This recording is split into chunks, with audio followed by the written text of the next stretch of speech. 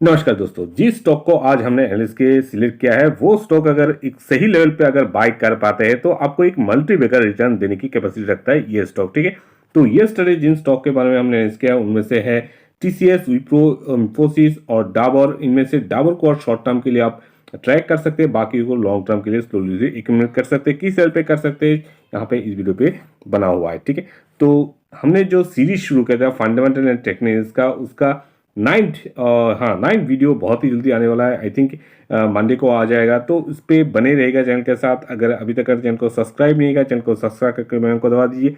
और बाकी जो फंडामेंटल टेक्निक्स का वीडियो आप देखना चाहते हैं तो प्लेलिस्ट में आके यहाँ पे देख सकते हैं। ठीक है, तो जेके पेपर में फ्राइडे में इस स्टॉक में हमें एक बहुत ही बड़ा गिरावट देखने को मिला, 6% के ऊपर गिरावट देखने को मिला। 407 पे क्लोजिंग हुआ है, जिनका जो लो बनाया 404 नीचे आके देखते हैं टोटल ट्रेड इस स्टॉक में हुआ है 15 लाख के ऊपर, जहां से 49% डिलीवरी। 49% डिलीवरी बहुत ही अच्छा है, पर क्या ये सही लेवल है, सही टाइम है इस स्टॉक में इन्वेस्ट करने के? वो हम चार्ट पे देंगे, उससे पहले उसका ओवरव्यू देखेंगे, जो फाइनेंशियल डाटा वो भी देख लेंगे। तो आ चुके हैं जेके पेपर के जो ओवरव्यू है वहाँ पे। अगर एस्टेब्लिशमेंट की देखते हैं कंपनी की, 1962 का कंपनी है। और जेके पेपर किसको नहीं पता फ्रेंड्स, हर ऑफिस में हर घर में इसका जो पेपर आता है सबको मालूम आता है। पेपर बिजनेस में उनका बढ़िया हिस्सेदारी होता है। अगर इसके मार्केट के विषय में देखते तो 6,900 करोड़ के आसपास का मार्केट के विषय है। स्टॉक का जो पी है 9.89, आरओसी और आरओई देखते हैं तो 16 एंड है 19। करंट प्राइस 408, अगर हाई देखते हैं तो 450 और लो है 192। काफ़ी गिरावट हमें दिखाई पड़ता है कभी कभी इस स्टॉक में, काफ़ी वोलेटाइल स्टॉक है, वो हम चार्ट पे देखेंगे। अगर डिविडेंड यील्ड की बात करें इतना बुरा नहीं है, 1.36% as a small cap stock होने के बावजूद भी। सीधे चलते हैं प्रॉफिट एंड लॉस में, जो ईयरली हमारा आता है जो रिजल्ट वो पहले देख लेते हैं। 2011 से हमारे पास डाटा अवेलेबल है, जहाँ पे हम पहले देखेंगे ऑपरेटिंग प्रॉफिट। आप देख सकते हो काफ़ी वोलेटाइल है। 2011 में 259 था, उसके बाद 2014 में 141 तक नीचे आ गया था। उसके बाद फिर से इस स्टॉक में हमें अच्छा खासा तेजी आप लोग देखने को मिला, और 2020 आते आते 997 पे पहुंचा दिया ऑपरेटिंग प्रॉफिट। अगर नेट प्रॉफिट देखते थे बीच बीच में नेट प्रॉफिट में हमें नेगेटिव भी आने जो डाटा है वो भी आप देख सकते हो। नेट प्रॉफिट में आप देख सकते हो 49, उसके बाद है 38, उसके बाद एक और नेगेटिव, उसके बाद एक और नेगेटिव, उसके बाद धीरे धीरे धीरे अच्छा खासा हमें आप लोग भी दिखने को मिला, और 2020 आते थे 540 पर तक पहुंचा दिया। अगर ईपीएस देखते हैं तो जो अर्निंग होता है कंपनी का, वहाँ पे आप देख सकते हो, वहाँ पे भी जो अगर नेगेटिव नेट प्रॉफिट नेगेटिव तो ईपीएस तो नेगेटिव होगी, वहाँ पे भी आप नेगेटिव। तो काफ़ी मतलब ये नहीं है कि कंसिस्टेंसी की कमी है इस स्टॉक में, पर जब भी गिरावट होता है स्टॉक में और नीचे के लेवल पे कोई भी अगर इन्वेस्टमेंट करता है तो एक अच्छा खासा रिजल्ट और प्रॉफिट जरूर देके जाता है ये स्टॉक, ये आप पक्का है। ठीक है, वो हम चार्ट में देखेंगे। अगर ईपीएस देखते हैं 3.2, उसके बाद नेगेटिव, उसके बाद 3, 11, 14, उसके बाद धीरे धीरे अच्छा खासा आप लोग देखने को मिला। फिर से हमें डाउन देखने को मिला 2020 के अंदर। उसके बाद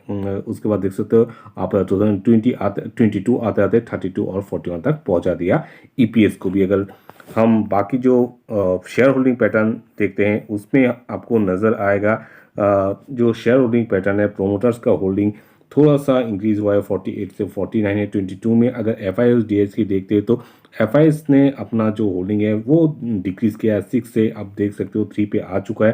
अगर डी एस की तो डी आई ने थोड़ा थोड़ा तो स्लोली इंक्रीज किया है और अभी 5.86 पे। पब्लिक का हिस्सेदारी बहुत ही ज़्यादा है, 44 से थोड़ा सा डिक्रीज होकर अभी 41 पे 2021 पे, पर अभी भी अच्छा खासा होल्डिंग्स पब्लिक के पास इस स्टॉक का है। तो चार्ट पे देखते हैं लॉन्ग टर्म और शॉर्ट टर्म के लिए किस तरह पे इसको हम बाय कर सकते हैं। तो अभी आ चुके हैं चार्ट पे जेके पेपर के, और 1 मंथ के कैंडल से पूरा चार्ट रिप्रेजेंट करो। हर एक कैंडल अभी जो अभी दिख रहा है तो 1 मंथ आपको दिख रहा है। ठीक है, इसकी टॉप ऑलरेडी बता दिया कि 450 इसका टॉप है, अभी ट्रेड करे 407 पे।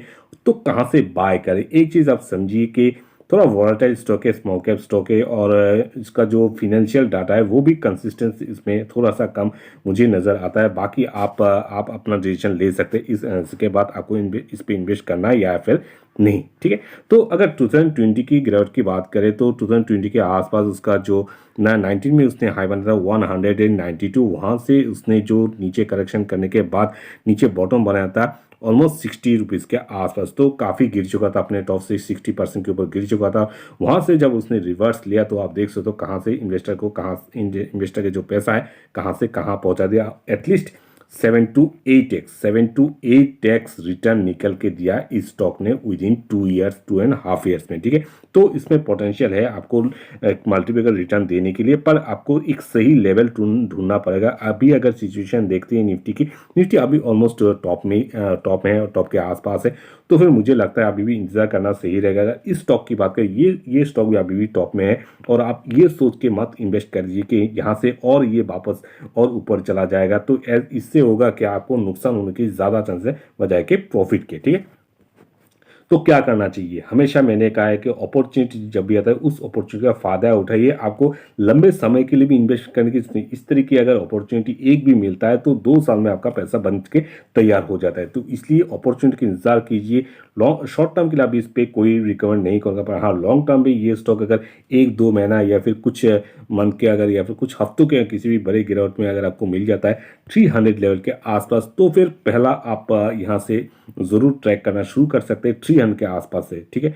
300 के आसपास अगर ये सपोर्ट नज़र आता है और उसी के साथ साथ निफ्टी में स्ट्रेंथ नज़र आता है, वहाँ से आप इसको एक्सपेक्टेशन कर सकते हैं। अगर 300 को तोड़ के नीचे आने की कोशिश कर सकते हैं 270 के आसपास आप इसको बाय कर सकते हैं, अगर इस लेवल पे सपोर्ट लेते हैं। 2 लेवल दे रहा हूँ, इन लेवल को आप ट्रैक कीजिए। अगर फ्यूचर में आता है कि 1-2 महीने के अंदर या फिर कुछ हफ्तों के अंदर, तो फिर इस लेवल को आप ट्रैक कर सकते हैं। जहाँ से भी स्ट्रॉन्ग सपोर्ट लेके आपको करता है वहाँ से बाइंग करेंगे, और जितना नीचे आप पकड़ पाओगे उतना बेहतर आपका प्रॉफिट बनेगा। ऐसा नहीं कि 60% मतलब गिरा है, 60 जो प्राइस है वहाँ पे बना हुआ है, 60 में किसी ने बाय कर चुका है, 60 में बाय करना पॉसिबल नहीं। मे भी किसी ने 80 पे बाय किया है, किसी ने 70 पे, तो फिर आपके बाइंग प्राइस से भी थोड़ा और नीचे भी आ जाता है। तो आपको घबराना नहीं है, आपको होल्ड करना है स्टॉक को, और जब भी निफ्टी एक टॉप लेगा, नया टॉप लेगा, तो फिर ये स्टॉक भी ऊपर जाना तय है, ठीक।